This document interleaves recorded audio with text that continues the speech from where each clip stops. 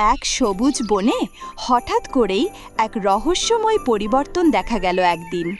বন জুড়ে ছড়িয়ে পড়ল ভয় আর বিস্ময়। জাদু গাছটি হঠাৎ শুকিয়ে গেল। কি হবে এবার? ঝিলিক, রাজু আর মিনি কি পারবে বাঁচাতে এই জাদু গাছ? তাহলে চলুন শুরু করি এই আজকের রোমাঞ্চকর অ্যাডভেঞ্চার গল্প। এক ছিল সবুজ বন।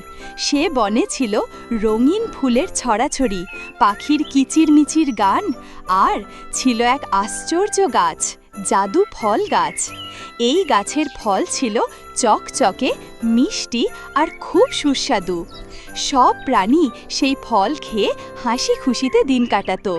ঝিলিক খরগোশ লাফিয়ে বেড়াতো, রাজু হাতি সুর দিয়ে ফল ছিঁড়ে সবাইকে দিত, আর মিনি কাঠবিড়ালি সে তো গাছে গাছে দৌড়ে বেড়াতো। কিন্তু হঠাৎ একদিন সব কিছু যেন থেমে গেল।